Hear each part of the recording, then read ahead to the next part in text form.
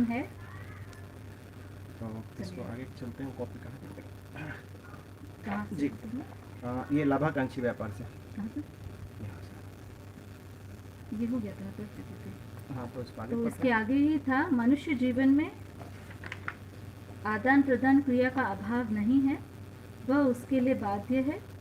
समस्याग्रस्त जीवन मनुष्य की वांछा, वांछित उपलब्धि या वांछित घटना नहीं है, अस्तु इसका समाधानात्मक विकल्प केवल श्रम विनिमय पद्धति का अनुसरण ही है। आगे बढ़ते हैं, अभी कनेक्ट भी नहीं हुए हैं लोग, तो आगे बढ़ते हैं।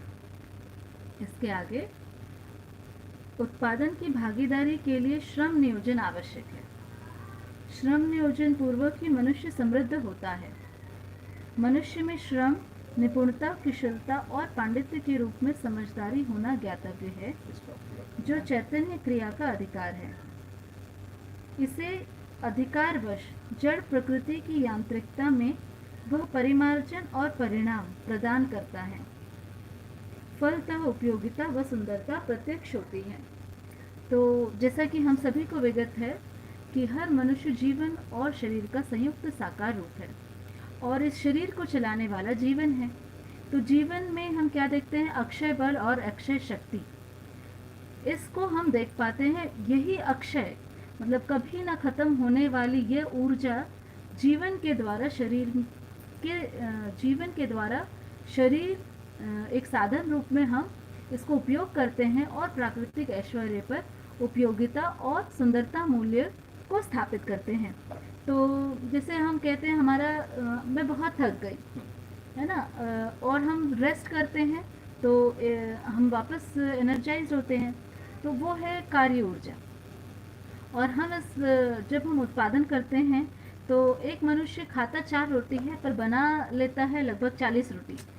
तो इतनी ऊर्जा, चैतन्य वस्तु की जो ऊर्जा है वो ऐसी ऊर्जा है जो जड़ प्रकृति की यांत्रिकता, उसमें परिणाम और परिमार्जन दोनों को बदल देती है ना। परिवर्तन भी हो जाता है और उसका परिमार्जन भी हो जाता है, उसकी गुण में वृद्धि भी हो जाती है। तो जो चैतन्य शक्ति है, इसीलिए बाबा जी की एक लाइन हम लोग जो हमेशा ही पढ़ते हैं कि बाबा जी उस व्यक्ति को पहले उठते थे, सबसे पहले वो उठते थे बाबा जी, और सबसे अंतिम में वो सोते थे, ताकि सबकी समस्या है, चाहे कोई जिज्ञासा है, किसी भी प्रकार की आवश्यकता, वो निपुणता है, कुशलता है, चाहे पांडित्य है, इन तीनों की आवश्यकता वो पूरी करते थे। तो सबसे पहले वो इसीलिए उठते थे ताकि कोई ऐसे ही ना चले जाए, उसका समाधानित होना सबसे ज़्यादा आवश्यक है। तो निपुणता, कुशलता और पांडित्य, इसके संयुक्त रूप में हमने बाबा जी को देखा। इसमें मुख्य रूप से कुशलता और निपुणता को हम देख ही रहे हैं, उसमें पांडित्य तो शामिल है ही। तो इसमें मुख्य बात है जो श्रीमान जी ने पहले भी रखा था कि पूरी प्रकृति श्रम, गति, परिणाम इस प्रक्रिया में चल ही रही है। हर मनुष्य श्रम कर ही रहा है। ये सारा श्रम किस लिए? विश्राम के लिए। और समृद्धि, अगर हम आज सोचे कि नहीं मुझे तो मैनेजर बनना है, मैं उत्पादन करना शुरू करता हूँ और मैं मैनेज कर लूँगा 4 वर्कर के साथ में और कुछ तो उत्पादन हो ही जाएगा। ऐसे ही हर व्यक्ति शुरू करता है, क्योंकि स्वाभाविक रूप से अभी हमें आता नहीं है। तो और वर्कर इस मामले में हमसे ज़्यादा निपुण रहते ही हैं, जिसका भले हम आदर उस वक्त नहीं कर पाते, पर हाँ जैसे जैसे समझ बढ़ती है आदर करते हैं। तो मैं ये ध्यान आकर्षण कराना चाहती हूँ कि श्रम से समृद्धि, ये बाबा जी ने बोला है। जब हम श्रम करते हैं तभी हम जान पाते हैं चैतन्य का भी वैभव, शरीर का भी वैभव और प्रकृति का भी वैभव। नहीं तो हम मन का भी मूल्य नहीं कर पाते, शरीर का भी मौलिकता पहचान में नहीं आती, और प्रकृति उसका तो हम करते ही नहीं। अभी कुछ ही दिन पहले लगभग हम गांव में हैं, तो प्राकृतिक विपदाएं यहाँ होती रहती हैं। तो 2-3 दिन तक लाइट नहीं थी, पानी नहीं था। तो हम लोग कुछ पानी की व्यवस्था निताशा भाभी के खेत से कर रहे थे। तो दोनों बच्चे थोड़ा सा डर भी रहते, और मैं तो बहुत ही डरती हूँ धूप से। तो जब धूप में 3-4 घंटे काम कर लिए, तो उन्होंने कहा कि मुझे अब पता चल रहा है मेरे शरीर कितना स्ट्रांग है, मैं थक नहीं रही हूँ। तो ये बच्चों की एक उपलब्धि हमें दिखती है। तो मुख्य बात फिर से श्रम से ही समृद्धि है। मैनेजीकरण करने से समृद्धि का एहसास नहीं होता है। और उत्पादन में अधिक उत्पादन हो जाए। जैसे जनरली लोग कहते हैं अरे भाई गौशाला में बहुत नुकसान होता है, गाय ना बहुत बीमार होती है, अब हम क्या करें। तो ये तो है ही, देखो व्यक्ति भी बीमार पड़ता है, पेड़ भी बीमार पड़ते हैं, पशु पक्षी भी बीमार पड़ते हैं। ठीक बात। जैसे हम श्रम करना शुरू करते हैं, हमको उनसे एक लगाव हो जाता है, और हर गाय का भी एक अलग प्रवृत्ति देखा। बिल्कुल ठीक इस बात। तरह से पेड़ पौधों में जमीन का भी अलग अलग प्रवृत्ति देखा। उस संबंध को हम कैसे जी पाएंगे अगर हम वर्कर के भरोसे रहेंगे। तो असल में ये पूरे जीने का ही वैभव है। उत्पादन मतलब चारों अवस्थाओं के साथ हम जी कर खुश हो सकते हैं। ठीक बात है, बहुत बढ़िया। तो चैतन्य जीवन ही अमर है, शरीर का जन्म और मृत्यु घटना है। इस तथ्य को जानने वाला भी चैतन्य इकाई ही है। मनुष्य में श्रम का मूल रूप भी चैतन्य क्रिया ही है। इस चैतन्य क्रिया में जो संवेदनशील एवं संज्ञानशील क्षमता है, वही स्थापित मूल्यों का वहन, शिष्ट मूल्यों का प्रकटन और उत्पादित वस्तु मूल्यों का मूल्यांकन करता है। तो ये वहन, प्रकटन और मूल्यांकन ये चैतन्य के द्वारा ही होता है। तो मूल काम मनुष्य को कहाँ करना है? चैतन्य में चैतन्य में ही, काम करना है। अपनी समझ में ही, अपनी वृत्ति में ही, अपने चिंतन में ही।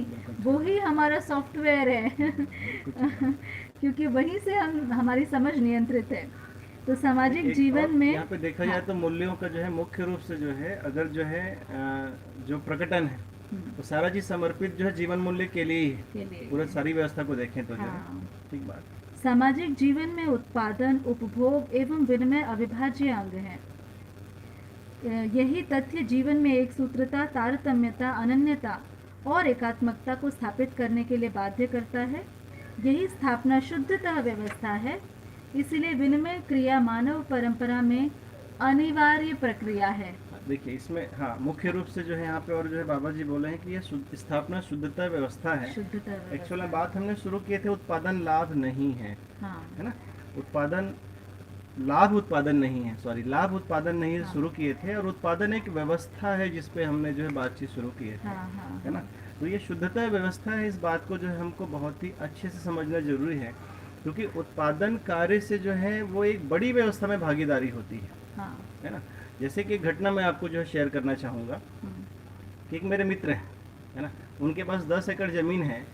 तो उनको जो है कई बार जो है विद्या के बारे में बताया कि भाई ऐसा ऐसा है, ये सब करना चाहिए, और आप जो है केमिकल डालते हैं, वो केमिकल डालते हैं एक्चुअल में जो है, तो रासायनिक खेती करते हैं। तो मैं उनको सारी चीज़ व्यवस्था एक बताते रहा, तो वो फिर जो है कर तो रहे वही, लेकिन फिर धीरे से बताया कि मैं ना अपने परिवार के लिए 1 एकड़ ज़मीन में ऑर्गेनिक खेती करता हूँ, हाँ है ना। अपने परिवार के लिए 1 एकड़ में ऑर्गेनिक खेती करता हूँ, ऐसा उन्होंने बताया। मैं बोला लेकिन भैया आप तो जो है बाकी उत्पादन को तो बेच ही रहे हो बाहर, बाहर बेचे। तो वो तो जो है अव्यवस्था ही क्रिएट करेगा ना। तो वो बोलते हैं उससे क्या फ़र्क पड़ता है मेरे को, भाई मेरे पास जो है उससे जो है मेरी जो आवश्यकता को तो मैं पूरा कर रहा हूँ, तभी तो मैं जो है गाड़ी है मेरे पास में, तभी मेरे पास ऐसे घर हैं, मैं बच्चों को अच्छी शिक्षा दे पा रहा हूँ, इस बात को रखा। तो मैंने उनको जो है उस बात के लिए जो है ध्यान आकर्षित किया है कि भैया ये बात तो सही है कि जो है आपके पास में जो है आप जो है वो 9 एकड़ की ज़मीन से आप जो है खेती कर रहे हो और बहुत सारा उत्पादन कर रहे हो और उसको बेच रहे हो, उससे आप पैसा कमा रहे हो। तो एक बात तो बताओ आप जो है कि पैसा कमाओगे उससे, आप अपने बच्चे को अच्छी शिक्षा देने की बात कर रहे हैं। अच्छा, उनका बच्चा जो है बाहर पढ़ता है, तो मैं उनसे पूछा कि आप तो जो है घर में अपने जो है ऑर्गेनिक खा लेते हो, आप ये बोल रहे हो, आपका बेटा जो घर से बाहर है क्या वो भी ऑर्गेनिक खाता है? देखिए ये मतलब सोचने का मुद्दा है, आपको एक दृष्टि जो है आपको दिखाने की कोशिश कर रहा हूँ मैं, कि हम सोचते हैं कि हम ऑर्गेनिक कर लिए, अपने बच्चों को खिला लिए, उससे जो है मैं सुरक्षित हो गया ऐसा मान के चलते हैं। लेकिन मेरा बेटा अगर जो है वो घर से बाहर जाके पढ़ाई कर रहा है, वो किसी हॉस्टल में है या फिर कहीं भी है, वो तो जो है मैं जो 9 एकड़ ज़मीन का उत्पादन को जो बाहर बेच रहा हूँ उसी को ही तो खा रहे उसी को हो। तो खा रहा है। ठीक बात है, उत्पादन एक सामाजिक व्यवस्था है। देखिए आप उनकी भी चालाकी देखिए, वो अपने बात को सत्य प्रमाणित करने की कोशिश कर रहा है। वो ये बोला मैं तो अपने बेटे के लिए भी भेज देता हूँ। हाँ बिल्कुल। वो बोले कि मैं तो अपने बेटे के लिए भी भेज देता हूँ, वो भी ऑर्गेनिक खाता है। अब बताइए, उन्होंने ऐसे सफाई देने की कोशिश की। तो फिर जो है मैंने उनको बोला भाई ठीक है, आप तो जो है आप अपने परिवार में ऑर्गेनिक कर रहे हो, आप अपने परिवार में खा लोगे, बहुत सुंदर बात है। आप अपने बेटे को भी भेज दोगे, बहुत सुंदर बात है। आपका बेटा पढ़ लिख लेगा, बड़ा हो जाएगा, उसके बाद में शादी तो करोगे ही। हाँ, तो शादी करोगे तो बहू कहाँ से लाओगे? ठीक है ना? ठीक बात है। तब जो है हम देखिए, उतना दूर का नहीं सोच उतना पाते। दूर का हम सोच नहीं पाते हैं। आखिर बहू वहीं से तो लाएंगे जो आप जो है जिस केमिकल को जो है समाज को खिला रहे हो, है ना, जिस उत्पादन को आप समाज को खिला रहे हो वहीं से तो हम बहू ला रहे हैं, है ना। इस बात को कहने के बाद में उनको समझ में आए कि वाकई में जो है कि मैं जो है एक बड़ी व्यवस्था की बात को नहीं सोच पा रहा हूँ। तो ये उत्पादन कार्यचक व्यवस्था से जुड़ता है, पूरी व्यवस्था जो जिसमें जो है बाबा जी ने मुख्य रूप से 10 सोपानी व्यवस्था बोले। हाँ। अगर आप कुछ भी आप अपने घर में भी करते हैं तो वो जो है पूरे प्रकृति को हाँ। कहीं न कहीं प्रभावित करती व्यवस्था में है भागीदारी ना। ये बात को जो है हमको ध्यान में रखना पड़ता है। हाँ, हमारा सारा समझ, हाँ। हमारा सारा ज्ञान किस हाँ। लिए? व्यवस्था में भागीदारी करने हाँ। के लिए, 10 सोपानी व्यवस्था के लिए। हाँ, तो ये अवसर जो है जो 10 लोगों की व्यवस्था बाबा जी ने बताए हैं, देखिए हम लोग तो करके देख रहे हैं इसको जो है कि हम अगर जो है ऐसे लेबर रख के देखें जो समझने के लिए तैयार नहीं है, वो सिर्फ पेमेंट लेके अपना काम करना चाहता है, उनके साथ तो हम लोग करके देखें, वो जो है कुछ समय के बाद में उसको सिर्फ पैसे चाहिए रहता है, उसके अलावा उसको कोई मतलब नहीं होता है, हमारे संबंध भी ठीक नहीं हो पाते हैं। ठीक है, लेकिन उसके बाद में हम जब धीरे से इस क्रम को जब पहचाने कि भाई हमको खुद से श्रम करना पड़ेगा या फिर उनको जोड़ना होगा जो इसको समझना चाहते हैं, तब जाके हमको समझ में आया कि वाकई में जो है अगर हम इसमें जो है 10 लोग के साथ में हम कर पाते हैं। हम अभी 5 लोग के साथ व्यवस्था कर रहे हैं, हम ये नहीं बोल रहे हैं कि हम जो है पूरा कर ले रहे हैं, लेकिन इस बात का विश्वास आया कि अगर जो है एक परिवार में 10 समझदार लोग हैं, 10 बड़े लोग हैं, तो जिस तरीके से जो है बाबा जी 5 आयाम में भागीदारी करने की बात कर रहे हैं उस पे जो है किया जा सकता है, इस बात का विश्वास आया।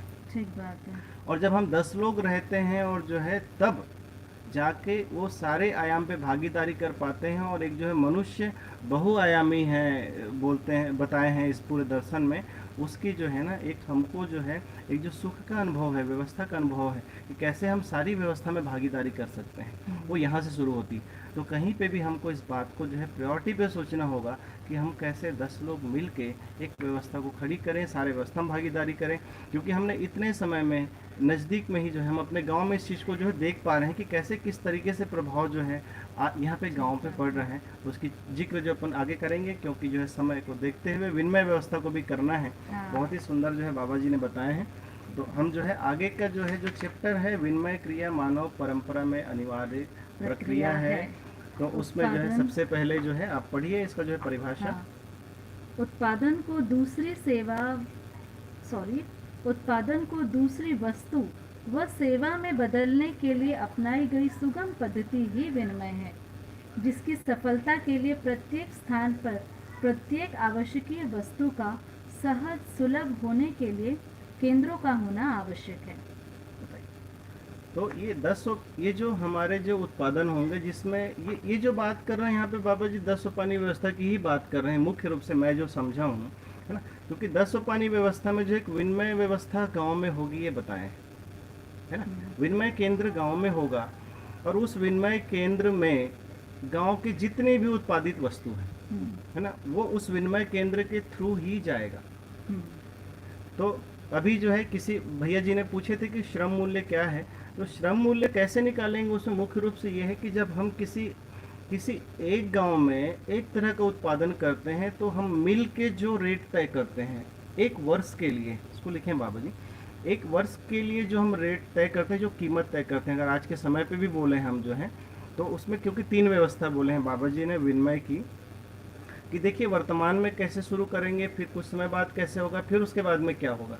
ये 3 व्यवस्था जो है बाबा जी जो है विनिमय व्यवस्था में बताए हैं, जिसको आगे हम जो है स्पष्ट रूप से पढ़ेंगे। ये हमारा जो है जनवाद में आएगा ये बात जो है, तो उसमें बताएं कि अभी चूंकि हम जो है इस व्यवस्था में नहीं हैं, हम अभी अव्यवस्था में हैं अगर, तो उसमें जो है हम जो भी उत्पादन करेंगे, तो अभी लोगों का विश्वास तो हम पे है ही नहीं कि ये आदमी ऑर्गेनिक ही कर रहा है, ये आदमी अच्छा व्यक्ति है, आगे अपना उत्पादन को जो है व्यवस्था के लिए लगा रहा है, अपना पैसा व्यवस्था के लिए लगा रहा है, ये मानसिकता तो है नहीं, है ना। तो ये मानसिकता नहीं है, तो हमको आज के समय पे जो पहला स्थिति बताए हैं विनिमय की, उसमें बताए हैं बाबा जी स्पष्ट रूप से लिखे हैं कि आप जो अभी जो कीमत तय करोगे वो नज़दीक का जो मार्केट है ना, नज़दीकी मार्केट के रेट के आधार पे ही आपको कीमत तय करना है, ये पहला बताए हैं, है ना, विनिमय व्यवस्था फर्स्ट जो बताए हैं।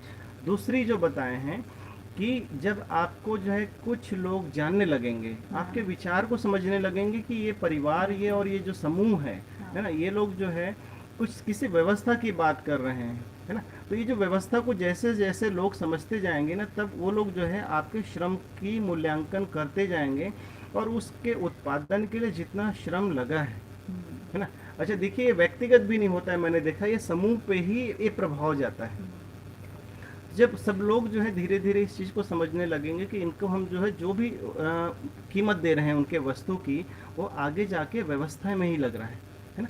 जब ये बात समझ में आता है, तब आपका जो श्रम मूल्य है, आप जो लगाते हैं, देखिए अब आप जो कीमत लगाएंगे लोग उसको देंगे, और इसको हम यहाँ पे अभ्युदय संस्थान के परिवार से जुड़े हुए लोगों में देख पाते हैं, है ना। दूध की कीमत भी और बाकी वस्तु की भी कीमत वो दे पाते हैं जितना जो है ये समूह लगाना चाहता है। तो हमने देखे कि धीरे धीरे ये प्रभाव जो है लोगों में हुआ, उन्होंने जो समझा कि ये इनके पास में जो भी है ये लोग व्यवस्था के लिए कर रहे हैं। ये दूसरी स्थिति बाबा जी ने स्पष्ट रूप से लिखे हुए हैं, विनिमय की जो 3 स्थिति है उसमें दूसरी स्थिति है। फिर इसके बाद में तीसरी स्थिति जो बताए हैं, जो वस्तु से वस्तु का विनिमय है ना, आदान प्रदान है, जो वस्तु को वस्तु से, है ना। एक्चुअल में श्रम मूल्य का ही आदान प्रदान है ना, श्रम मूल्य का, लेकिन उसमें माध्यम क्या होगा, वस्तु होगा। तो ये तब होगा जब ऐसे एक गांव में जो है ना पूरी व्यवस्था खड़ी हो जाए, है ना। एक गांव की व्यवस्था जब खड़ी होगी जिसमें उत्पादन कर रहे हैं लोग, एक दूसरे को उत्पादन को भी देख पा रहे हैं, कितना उत्पादन हो रहा है उसको भी देख पा रहे हैं, और हर कोई आवर्तनशीलता को ध्यान में रखते हुए कर पा रहे हैं। ये जब व्यवस्था को देखेंगे तो ये व्यवस्था जो बोल रहे हैं वस्तु विनिमय की, ये बहुत दिक्कत नहीं है, क्योंकि अभी भी हम देखते हैं कि जो है जिसको जो है, जैसे कि पहले भी बताया था कि हम जिसका जो है भाव पहचानते हैं, संबंध को पहचानते हैं, उसको हम जितना देते हैं वो हम उनसे ज़्यादा ही देने की कोशिश करता है ना। ये हर संबंधों की विशेषता है इसमें, ठीक है ना। तो ये विनिमय क्रिया जो है मुख्य रूप से यहाँ पे जो है जो केंद्रों की बात किए हैं, तो एक गांव में जैसी व्यवस्था हो जाएगी, उसी गांव की व्यवस्था जो केंद्र है उसी तरीके से जो है दूसरे आसपास के जो है 10 गाँव में व्यवस्था होगी।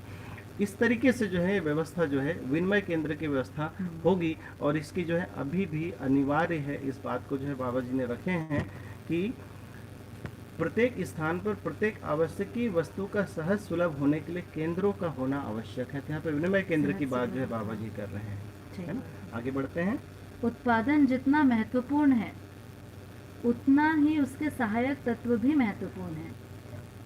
संरक्षण के अभाव में सशंकतावश, साधनों के अभाव में उत्पादन सामग्रियों की असंपूर्णतावश, शिक्षा के अभाव में अक्षमतावश, विनिमय के अभाव में दूसरी वस्तु व सेवा में परिवर्तित करने के विघ्नवश उत्पादन में क्षति होती है। बिल्कुल ठीक बात।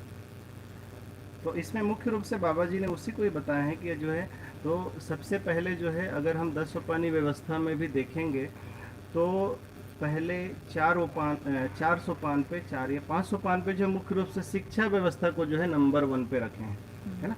तो शिक्षा व्यवस्था बहुत महत्वपूर्ण है। जिस प्रकार से जो है अभी जो है दर्शन का पूरा जो है एक लोक व्यापीकरण चल रहा है, जिसमें ये जो है नई टेक्नोलॉजी आ गई अपने जो है राकेश भैया जी के बहुत बहुत धन्यवाद, राकेश भैया जी और अजय जैन भैया जी, आप दोनों को, कि हम जो है प्रस्तुत हो पा रहे हैं इसके लिए, क्योंकि अब ये आवश्यकता है कि ये जो है सभी मानव को जो है कम से कम सूचना रूप में तो चला जाए, है ना।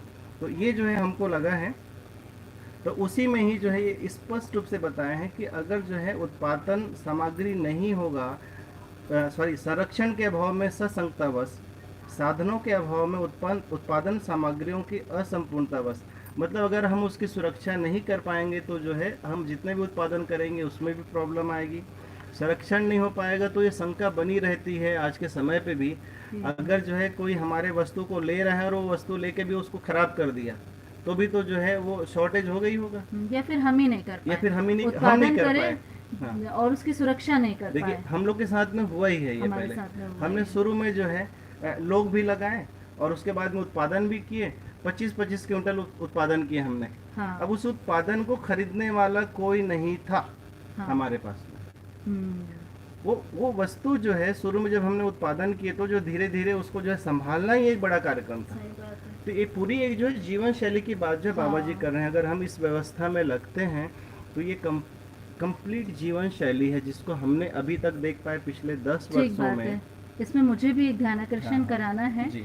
क्या है, हम अपने जो गलती करे हैं, हाँ। हालांकि गलतियों से कोई सीखता नहीं है, हाँ, जागृत बिल्कुल। व्यक्ति से ही सीखता है। बिल्कुल, पर बिल्कुल। जब आप इस उत्पादन प्रक्रिया को शुरू करें हाँ, तो उतना ही उत्पादन करें जितना आवश्यकता है। हाँ, बिल्कुल सही। धीरे से सेकंड टर्म में जाएं जितना आवश्यकता से अधिक है। हाँ, उसके बाद साथ साथ संबंध और संपर्क के निर्वाह मतलब शिक्षा व्यवस्था में भागीदारी करें। बहुत बढ़िया। उसके बाद जैसे जैसे आपके संपर्क और संबंध की प्रगाढ़ता बनती जाएगी, अपने उत्पादन को आप बढ़ाते जाइए, तो आपकी शारीरिक क्षमता, मानसिक क्षमता, ये सारी ही आपकी बढ़ जाएगी। ठीक बात है। तो इसके आगे हम चलते हैं। हम्म, व्यवस्था का, बेटा इसको खोल देना।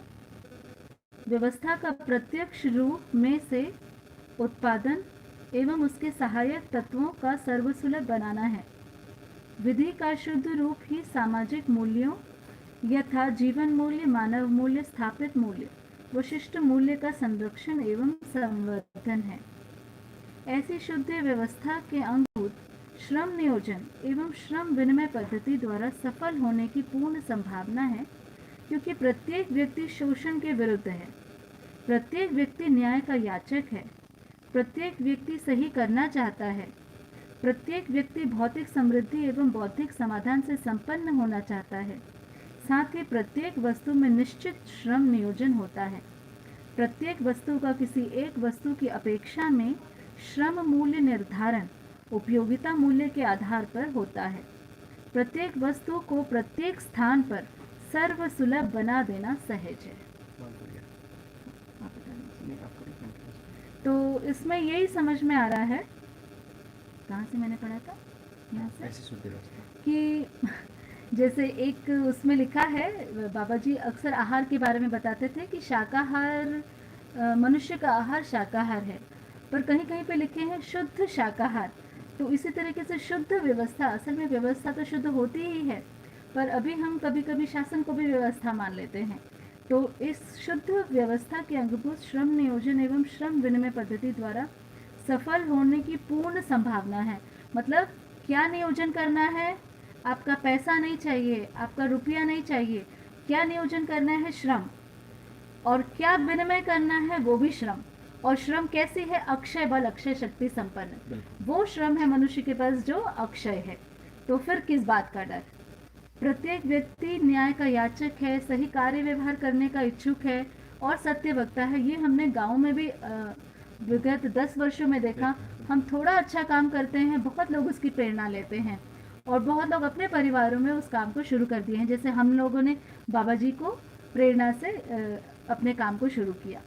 तो प्रत्येक व्यक्ति की एक ही कामना है कि भौतिकता के स्तर पर समृद्धि आ जाए, मतलब कमी की भी कमी ना रहे, और बौद्धिकता के स्तर पर स्पेशलाइजेशन की जगह बौद्धिक समाधान की स्थिति आ जाए। मतलब मैं समस्या की फैक्ट्री न रहूं, मैं समाधान की फैक्ट्री बन जाऊं। तो भौतिक समृद्धि और बौद्धिक समाधान, ये हर मनुष्य की चिर पिपासा है। तो विगत से अभी तक मनुष्य इसी के लिए प्यास बड़ी है। तो जहाँ से हम ईश्वर को पूजना शुरू करें, मेरे ख्याल से बौद्धिक समाधान की ही अभिलाषा रही। और जहाँ से विज्ञान युग शुरू हुआ तो भौतिक समृद्धि की ही अभिलाषा रही। अब ये दोनों का केंद्र जुड़ता है व्यवहार से। अगर ये दोनों व्यवहार केंद्रित हो जाते हैं, मतलब वस्तु मूल्य है ना, शिष्ट मूल्य में समर्पित हो जाए, शिष्ट मूल्य स्थापित मूल्य में, स्थापित मूल्य मानव मूल्य में, और मानव मूल्य जीवन मूल्य में समर्पित हो जाए, तो इस तरह से हम देखते हैं कि बौद्धिक समाधान और भौतिक समृद्धि दोनों ही मनुष्य को उपलब्ध हो पाएगी। तो प्रत्येक वस्तु का किसी एक वस्तु की अपेक्षा में श्रम मूल्य निर्धारण उपयोगिता मूल्य के, तो उपयोगिता मूल्य के आधार पर ही श्रम मूल्य का निर्धारण होता है। बस मैं एक बात मुझे एकदम लग रही है कि बोलनी ही चाहिए, क्योंकि टाइम भी हो रहा है, टाइम हो ही रहा है, पर अंत में बाबा जी की ही प्रेरणा है हमारे पास, उन्हीं को ही देखा है। हम जबरदस्ती लाभ को बोझ अपने सर पर लेते हैं। जो चीज़ सामाजिक प्रक्रियाएं हैं उससे भी लगता है कि हम ही कर लें। हाँ, जैसे मेरी अम्बा दीदी से आज ही सुबह बात हो रही थी कि जन्म, मृत्यु या फिर विवाह, ये सभी सामाजिक कार्यक्रम हैं। बहुत सुंदर। हमको क्या लगता है जन्म के समय भी हमें ही खर्च करना है, तो लाभ कमाना ही पड़ेगा, और हमें ही लगता है कि विवाह का सारा बोझ भी हमें ही करना है, तो हमें ही लाभ की प्रवृत्ति। असल में मनुष्य चाहता नहीं है लाभ की प्रवृत्ति में आना, हाँ, बिल्कुल। पर वो सोच रहा है कि समाज मेरा साथ देगा कि नहीं। हाँ, तो हम अगर समाज को साथ देना शुरू करें, अपने सामाजिक संबंधों और संपर्कों का निर्वाह करना शुरू करें, तो लाभ की प्रवृत्ति में नहीं आएगी और अभयता की प्रवृत्ति हम में आएगी, है ना। और जो विवाह के लिए हम संग्रह करते हैं, या स्वास्थ्य के लिए हम संग्रह करते हैं, या फिर जन्म के लिए हम संग्रह करते हैं, अभी जन्म के समय में भी प्राकृतिक रूप से जन्म नहीं होते हैं, हाँ, ठीक तो एक बात। स्वास्थ्य का एक बड़ा खर्चा उसमें भी है। तो लाभ कोई चाहता नहीं, लाभ से शोषण हमारा स्वयं का होता है। तो जो सामाजिक मर्यादाएं हैं, जो सामाजिक नियम हैं, जो सामाजिक जिम्मेदारियां हैं, वो समाज को उठाने दीजिए, वो हमारी जिम्मेदारी नहीं है। हमारा जिम्मेदारी है समाज में भागीदारी करना। तो इस तरह से मुझे लगता है कि हर व्यक्ति लाभ से मुक्त होकर शुद्ध विनिमय, शुद्ध उत्पादन, शुद्ध न्याय, शुद्ध शिक्षा के साथ हर परिवार मतलब खिल उठेगा बाबा जी के परिवार की तरह। तो इसके साथ में हम लोग, है ना, अपनी प्रस्तुति को यही विराम देते हैं। आप सभी हमारे साथ में प्रस्तुत हो पाए। इस बीच में जो भी कमी रही वो हमारी ही है, बाबा जी या मध्यस्थ दर्शन की नहीं है। कहीं पे बोलने में हो जाती है चूक, पर जीने में हम अभी अपने आप को सफलता की अच्छी श्रेणी में पाते हैं। उच्च श्रेणी तक पहुंचना शेष है। ठीक है, तो इसी के साथ आप सभी नमन का मुद्रा के साथ बहुत बहुत धन्यवाद। हाँ, आप सभी नमस्ते। नमस्ते नमस्ते।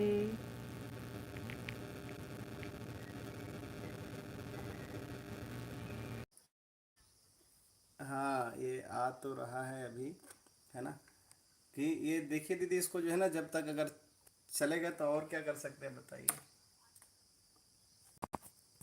अच्छा।